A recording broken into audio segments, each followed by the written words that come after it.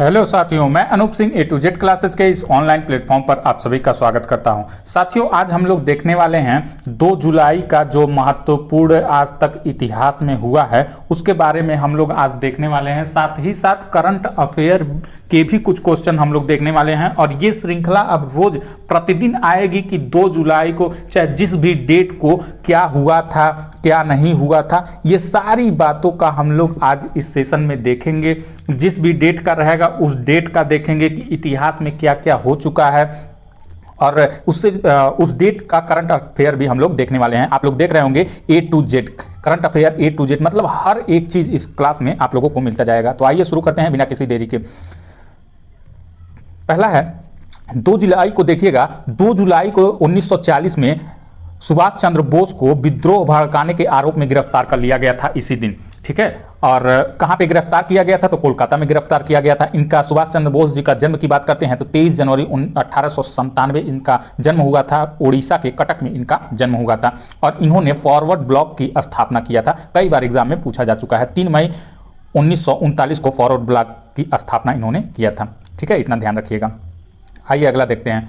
अगला है बंगाल के अंतिम स्वतंत्र नवाब सिराजुद्दौला की हत्या भारत में ब्रिटिश ईस्ट इंडिया कंपनी के शासन की नींव रखी गई।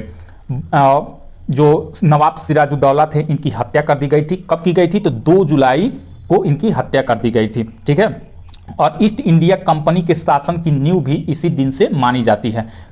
क्यों इनकी हत्या की गई थी? प्लासी की लड़ाई में ये हार गए थे। अब प्लासी की लड़ाई में हार गए थे तो इसीलिए अंग्रेजों और इनके बीच ये लड़ाई हुई थी। इसका डिटेल यहाँ पे है। प्लासी का यह युद्ध 23 जून 1757 को हुआ था। इस युद्ध में एक ओर ब्रिटिश ईस्ट इंडिया कंपनी की सेना थी, दूसरी ओर बंगाल के नवाब सेना। कंपनी की सेना के रॉबर्ट क्लाइव नेतृत्व कर रहे थे और इधर से कौन कर रहे थे? सिराजुद्दौला कर रहे थे। तो ये हार गए और इनकी हत्या कर दी गई। इसी दिन इनकी हत्या की गई थी। आइए एक और देखते हैं।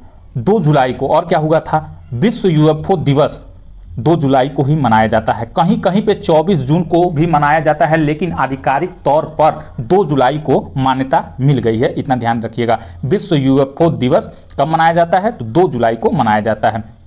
अनदेखी मतलब अज्ञात उड़ने वाली चीजों के बारे में जागरूकता फैलाने के लिए दुनिया भर में ये मनाया जाता है। इसको यहां से ध्यान रखिएगा।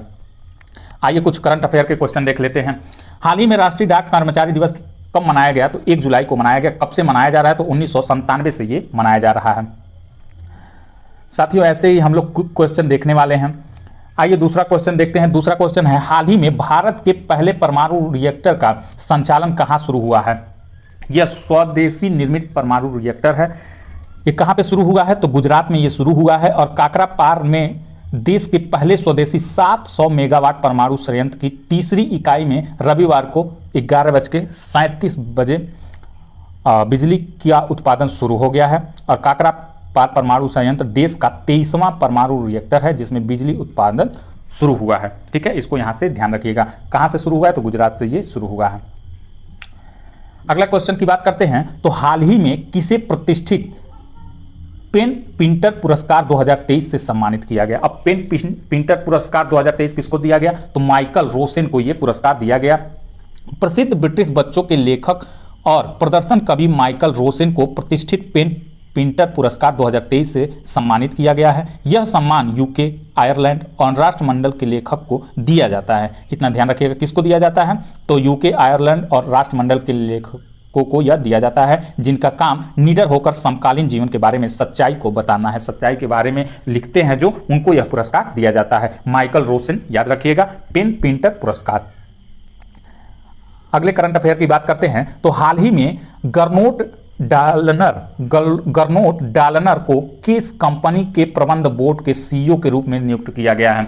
तो किस कंपनी के? तो आरडी के। यानी आरडी का सीईओ, प्रबंध बोर्ड का नया सीईओ किसको नियुक्त किया गया है? तो गरनोट डालनर को नियुक्त किया गया है। इसको यहां से ध्यान रखिएगा। और ये वर्तमान में क्या थे? तो वर्तमान में वोक्सवैगन समूह की उत्पाद और समूह रणनीति का नेतृत्व करने वाले डालनर प्रबंध बोर्ड के अध्यक्ष के रूप में ये किसका जगह लेंगे? तो मार्कस ड्यूसमैन की जगह लेंगे। इसके पहले कौन सीईओ थे? तो मार्कस ड्यूसमैन थे। ये इन्हीं की जगह पे नियुक्त हुए हैं। इसको यहां से ध्यान रखिएगा। अगर हम अगले क्वेश्चन की बात करते हैं तो अगला क्वेश्चन है, किस राज्य के मुख्यमंत्री ने जगनन्ना अम्मा बोड़ी योजना, ये यहां से ध्यान रखिएगा, जगन्ना नहीं है, जगनन्ना अम्मा बोड़ी योजना है, कहां पे इसकी शुरुआत की गई है? तो आंध्र प्रदेश में इसकी शुरुआत की गई है।